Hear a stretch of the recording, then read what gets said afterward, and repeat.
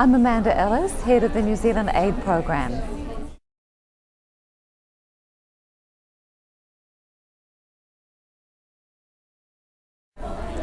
The Women's Economic Opportunity Index has been designed by the Economist Intelligence Unit to look at a suite of indicators that influence the way that women are able to engage in economic activity. So it's a great tool not only for policymakers knowing how to make their environments more friendly to women, but it's also very useful for NGOs and for women's business groups who want to advocate for needed change.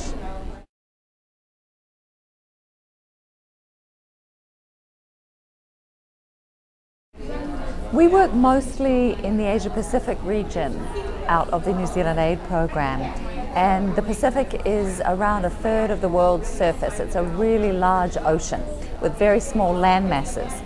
So hence Carnival Cruises is one of the most important tourist initiatives and brings a lot of foreign exchange into the Pacific Islands region. We've been working with Anne Sherry, the CEO, to try and make sure that women-owned businesses are able to benefit from the cruise industry.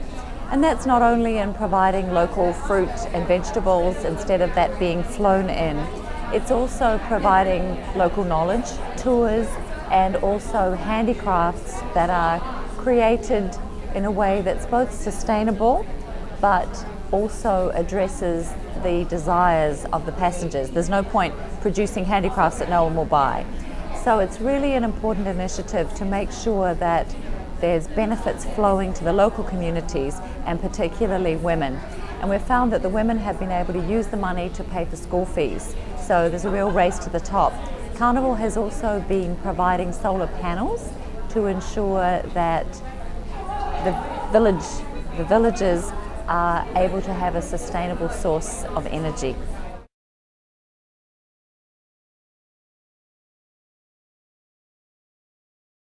There's a very exciting initiative which is coming out of Samoa and a group called Women in Business Development Incorporated, who have been doing a lot of work with grassroots producers in the villages to make sure that they find an organic product that can be connected into global supply chains.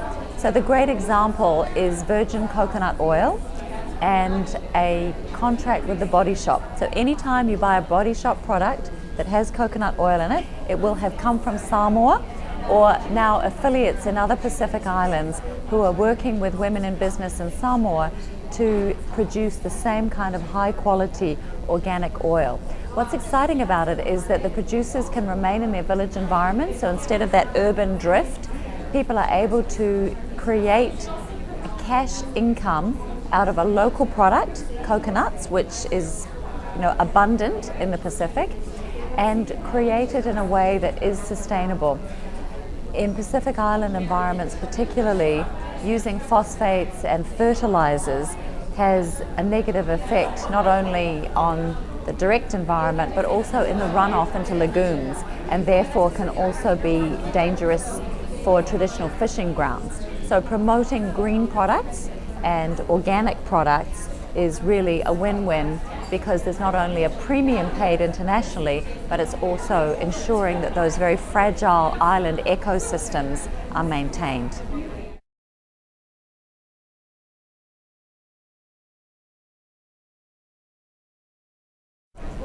I've had an interesting career in that I've worked not only in the public sector, starting with the Ministry of Foreign Affairs and Trade in New Zealand in the 1980s, but also having worked in the corporate sector.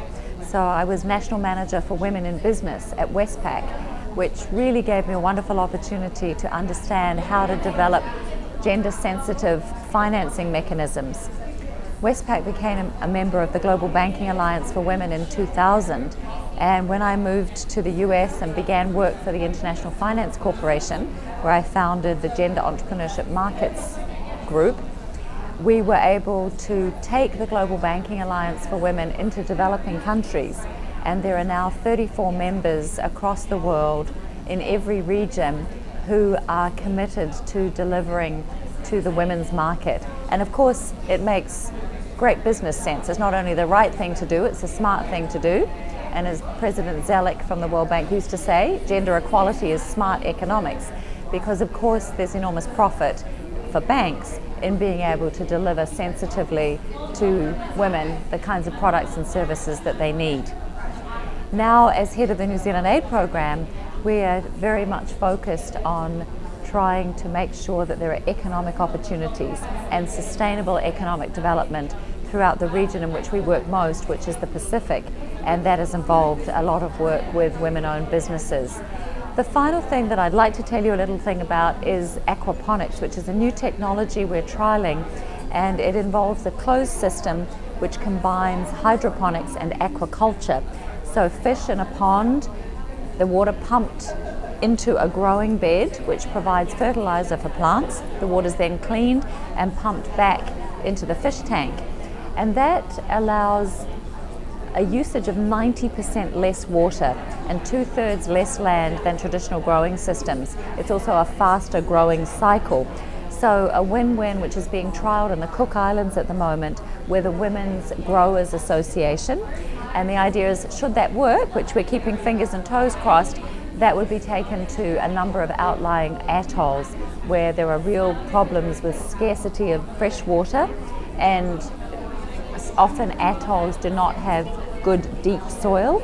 So this could be a real answer to both food security and an opportunity to create business opportunities as well, because if you're having to fly in fruit and vegetables to local hotels, this would enable the locals to actually create an income and earn an income from the aquaponics systems.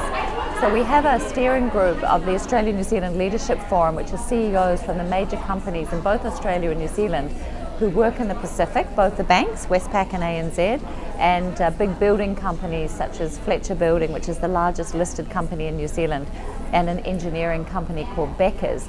And they are looking, when they go in to do infrastructure build, to then provide as part of their corporate social responsibility these aquaponics units to the community to enable community engagement in their supply chain as they go about this infrastructure build, rather than just parachuting in and doing something completely isolated that brings little benefit in terms of the flow-on effect to the local community. So we're very excited about that pilot, and hoping that that will be able to be scaled up for women-owned businesses.